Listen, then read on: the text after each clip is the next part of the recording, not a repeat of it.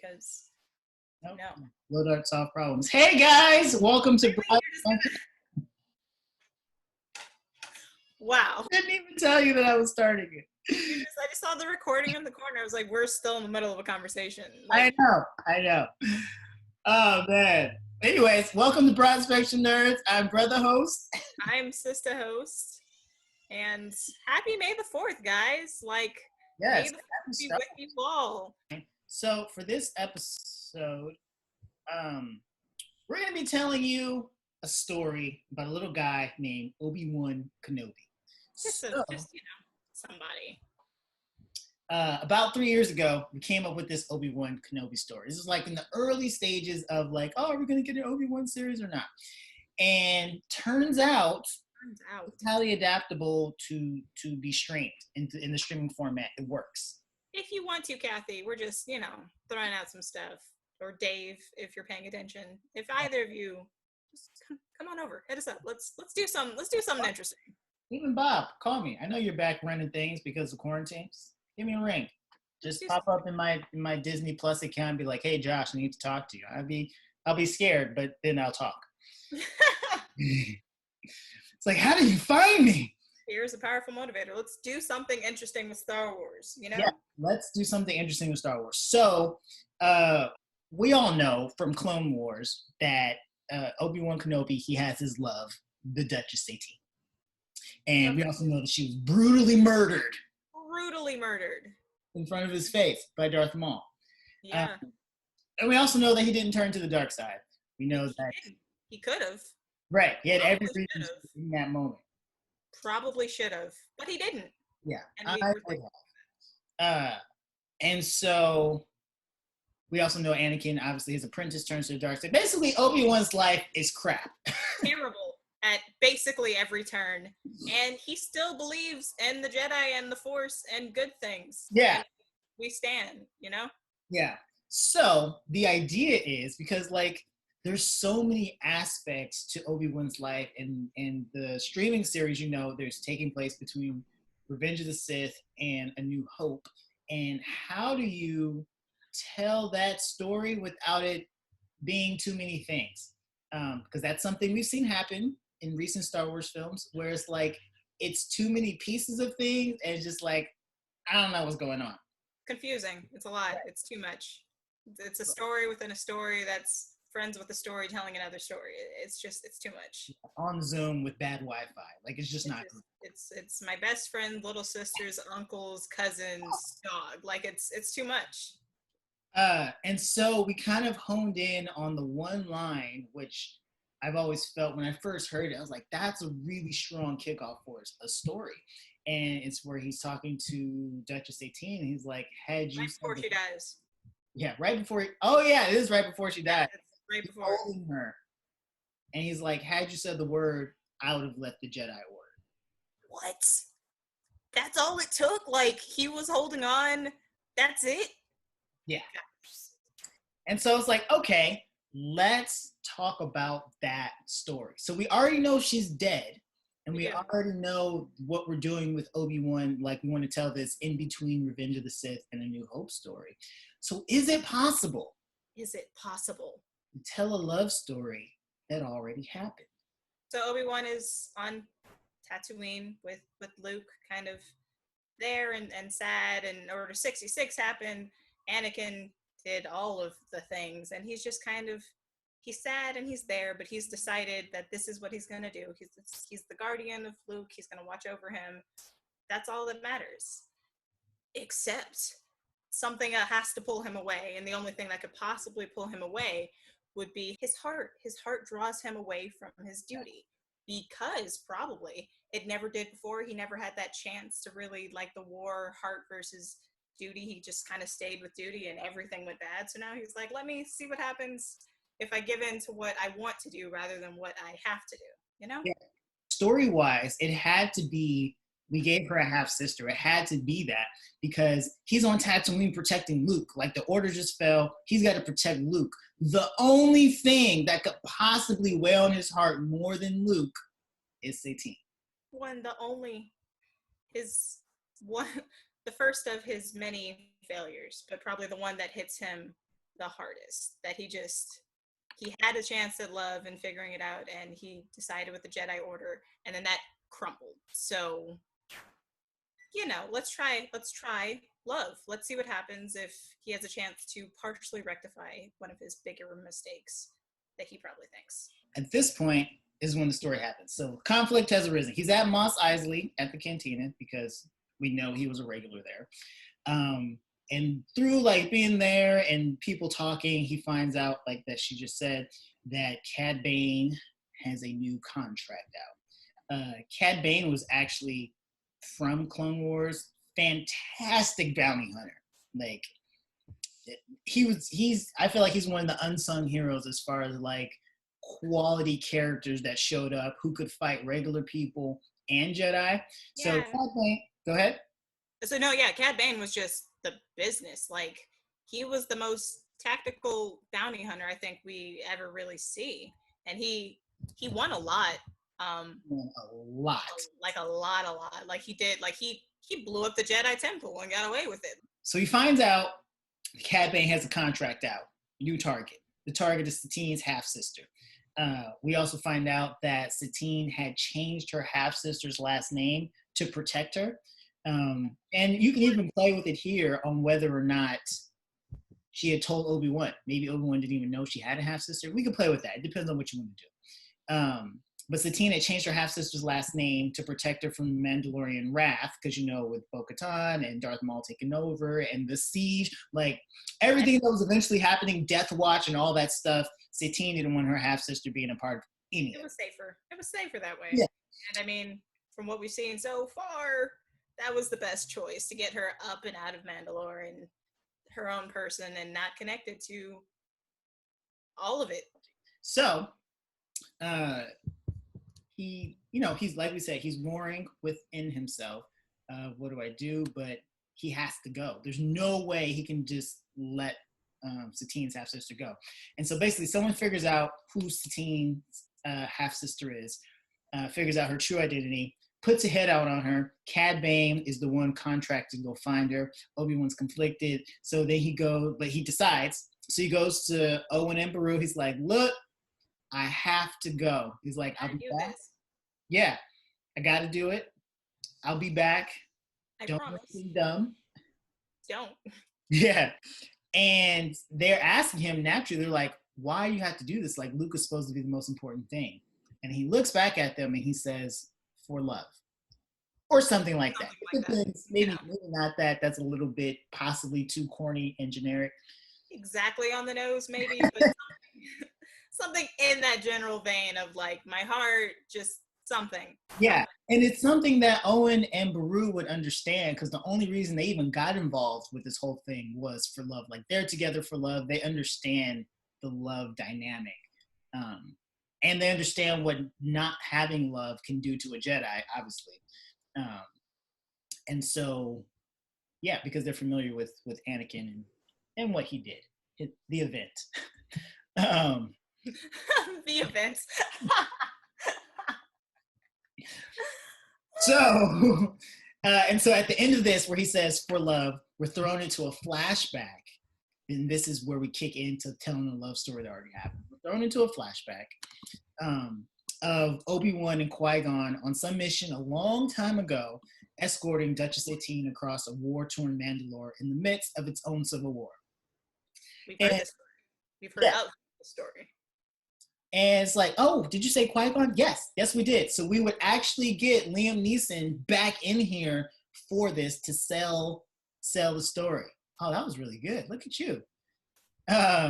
We get him back in to help sell the story. Mandalore having a civil war is not unexpected. They're vicious, violent people. Warring people constantly. Right. Yeah. So we'll flash back to this, and we get some moments of them together, and we kind of see the seeds of like this young love and, the men around Qui-Gon while the mission's happening. But love stories are tactile, right? They're about touch. They're about feeling, which means that we don't want to overdo it. We don't want to stay here too long to where the audience gets adapted into it or bored. We just want to get in, get you a little taste Be like, oh my gosh, this is so sweet. And then we're out. 5 minutes, maybe 10. And then we're out and Obi-Wan is on his adventure. Because that's not the story. That's the story that's been told. And while we are telling a story that's been told, we're not telling that story. Yeah. If that makes sense. Yeah. So he gets into contact with Satine's half sister, or he gets led to her by a series of clues and hints and stuff from. Hold on, I have to build the picture so that it hits and it's cool. From someone that we learn is Fulcrum. Dun, dun, dun. Ahsoka Tano. Now he doesn't know it's Ahsoka, and I don't know. I don't think that we've thought about how it works back and forth. Like she knows that it's him, but he doesn't know that it's Ahsoka. But she's, helping him out a little bit, just sending him in the right direction, not guiding him, but just kind of helping him lean into his feelings a little bit so that he can find her. Yeah, and she's really, if you've read the book, we're really leaning into the aspect of Ahsoka as Fulcrum as like her being on her own missions and having access to all this information. And so this would be obviously played out in the episode of how he even comes across Fulcrum and she gives him the information. But again, this is not about Fulcrum or Ahsoka or what she's doing during that time. It's just like, oh, that's piece. Yeah, we know her. But it's about Obi-Wan, who's really, even though he's on his quest for Satine's half-sister, he's still very much in the midst of his love story, which is something that, we will rely on Ewan McGregor to portray, which I think he could. Yes. This just emotional journey. Like it's a journey beneath the journey. It's not just going to rescue her. He's having a visceral experience. But yeah, so after he gets contact with Fulcrum and he can't really find the half-sister yet, he kind of succumbs a little bit to himself almost, and he has another dream about Satine where we learn more about their story, just kind of like where they started and how they mutually decided to stick to duty rather than the heart. And because he is distraught in all of this, he ends up falling for a couple of traps with Cad Bane and everything, and stormtroopers, and then he winds up finding the sister. It's like the stories converge. So Obi-Wan had his tips from Fulcrum, right? And then Cad Bane was also hunting. And so basically they're both kind of close to her, but like she said, he's deep in his emotional space from this dream that just happened, which also helps us tie more into their love story, like she just elaborated on. And so he walks into a trap, or he flies into a trap, however you want to play it. And then he and Cad Bane are, they're clashing, going back and forth, but they are actually near where Satine's half-sister is. And so he barely manages to get to her, and they escape, and they blast off into space, and they're flying. So mind you, some time has passed now, because obviously, like, he and Cad Bane have been fighting. He just had the dream. He had the dream before that. So a little bit of time has passed. He and Satine's half-sister are talking, and then Satine's half-sister has a gift for him. And it's a disc containing all of their written holo messages that they transmitted to each other over the years, which kind of plays into this idea of, like, if he's really going to tell her, I would have left the Jedi Order had you but said the word. What a line. That kind of intimates that they're having communication. It's not just once every 15 years when they see each other when missions cross. Like, they're in contact. And the emotional hit of knowing that Satine kept all those communications. He didn't, because he's a Jedi. And he can't. Right, he can't. If those got discovered, it'd be bad. So she kept all their recordings and then safeguarded it with her half-sister, who she put away. And so it's just like, oh, this is really important to her.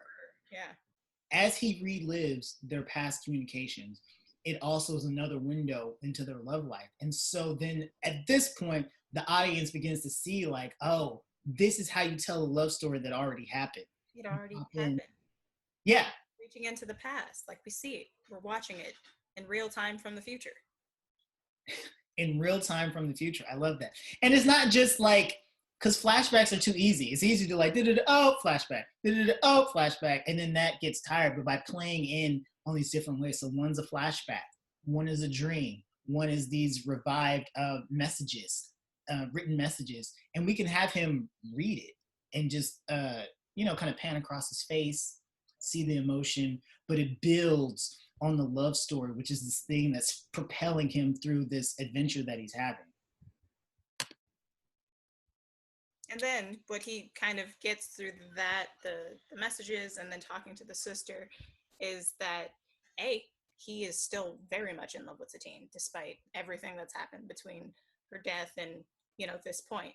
And then B, it's okay to love her. Like, the Jedi don't want attachments, but they never really say anything about love, which is like a real little gray area that they have. And I think it's like, you aren't supposed to be attached, but you are supposed to love. And they don't ever talk about that, which is why it gets skewed and confused and everything that happens.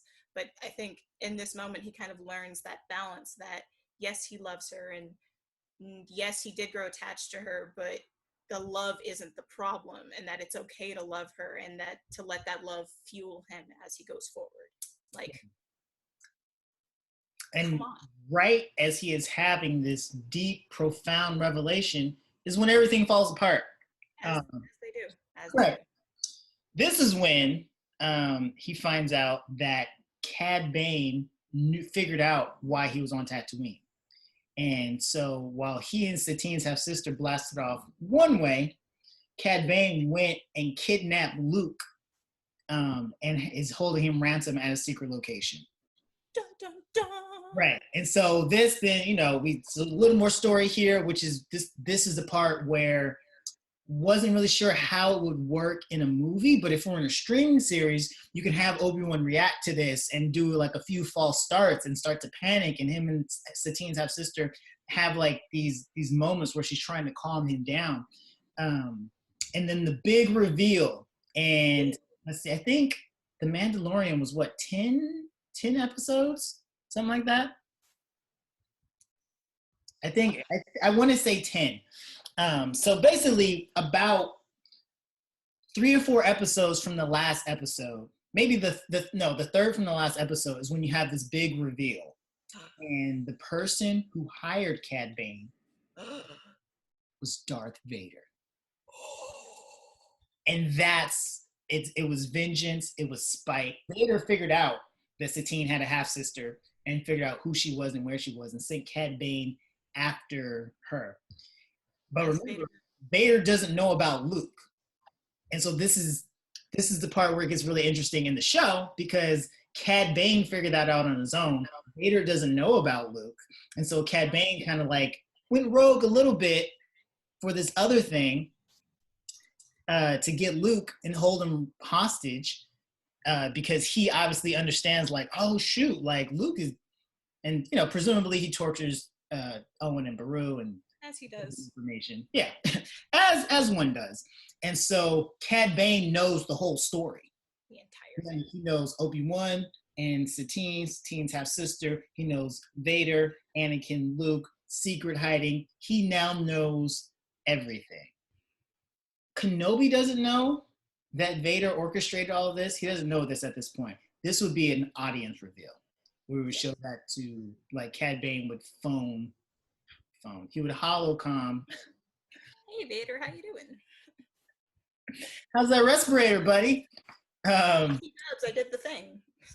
He would holocom Vader. He would holocom a mysterious person, and then it would be Vader. And we're like, oh shoot, it was Vader who set this whole thing in motion. Oh, that's crazy. So then Kenobi and Satine's half-sister race off to face Bane and try and rescue Luke. They're attacking him, and then you have to say the word because I don't know how to say it, but Cad Bane pulls out his super secret weapon. Oh, so Obi-Wan fights through like a bunch of booby traps, but the last booby trap that Bane gets to drop on him with is the Salamary. That might be right. Yeah, I think it's a Salamary. But basically, they are. Yeah, it's a little creature that blocks the Force. So Obi-Wan is now without his Force powers, and he has to, fight Cad Bane, who was an expert hand-to-hand combat bounty hunter with weapons and tools and cheating tricks and everything, without the use of the Force. So obviously he sends Satine's half-sister away with Luke, and mind you, Obi-Wan's getting his butt whooped. Like, he's not really doing too well without the Force. No, especially again against Cad Bane. Like, because his lightsaber's useless without the Force. He's not fast enough to deflect the laser bolt. No.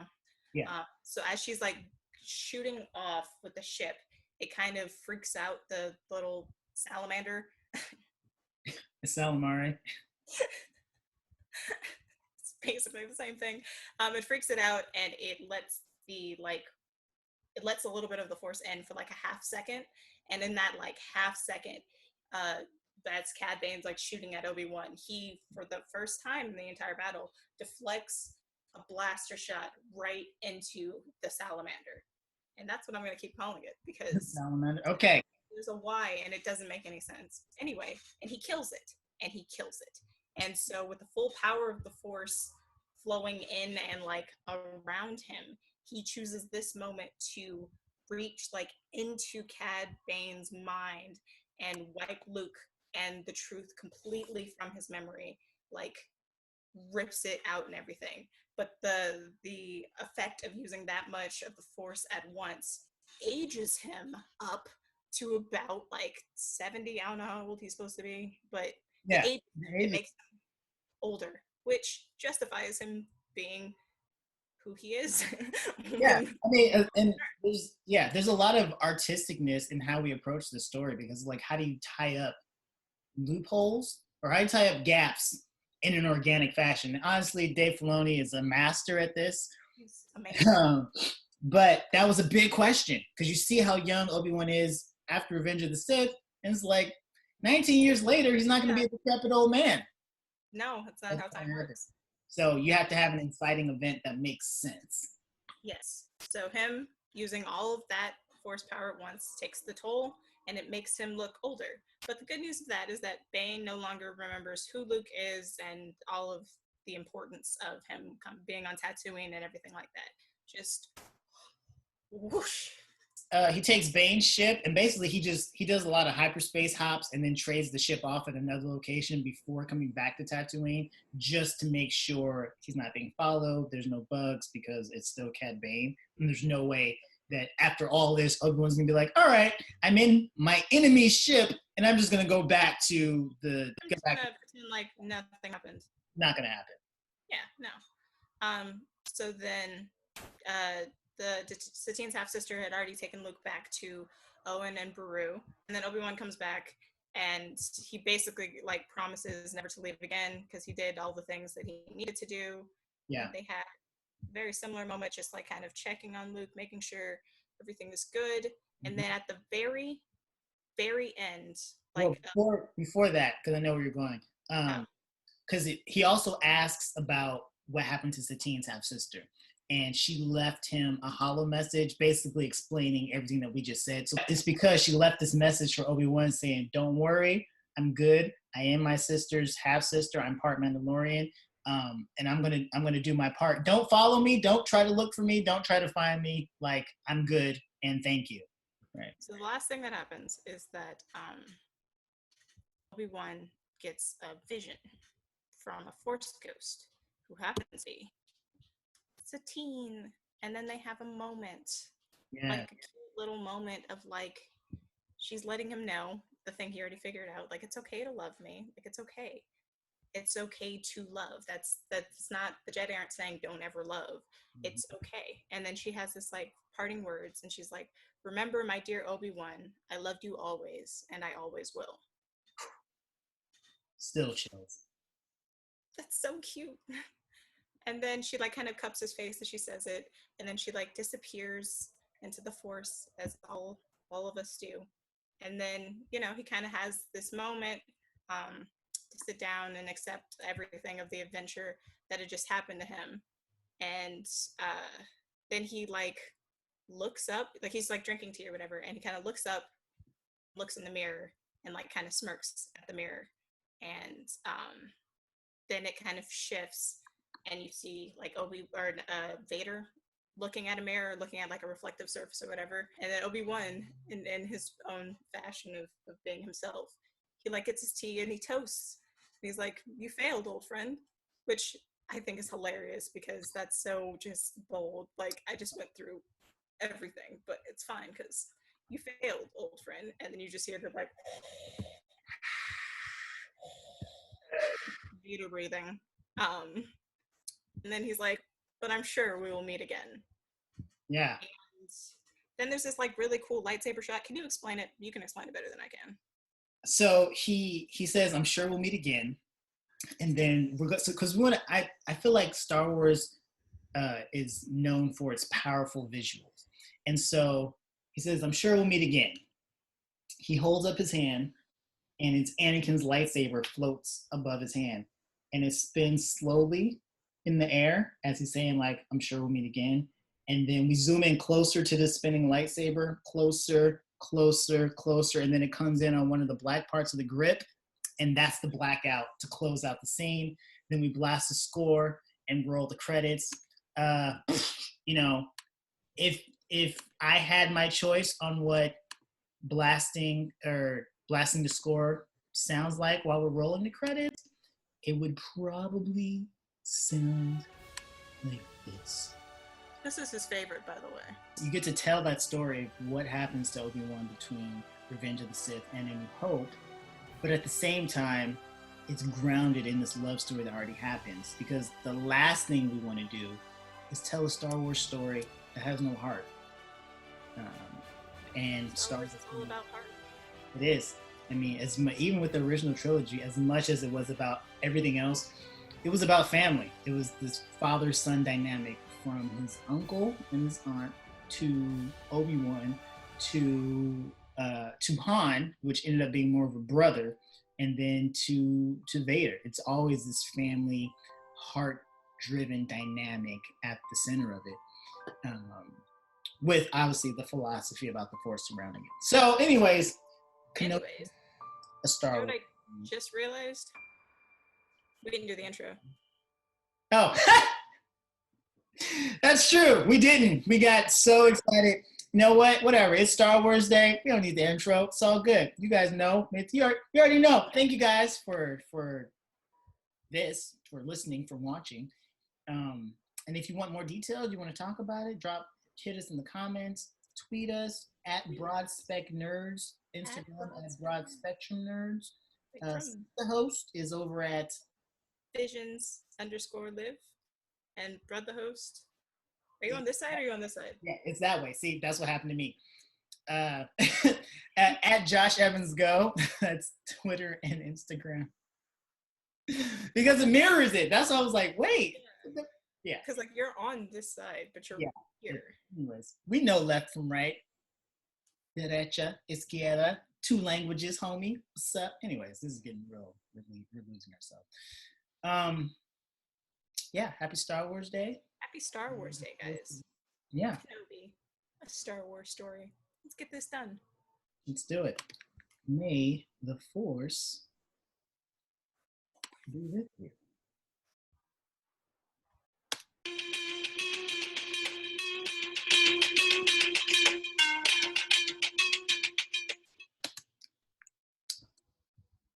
All right, guys. We'll see you next time.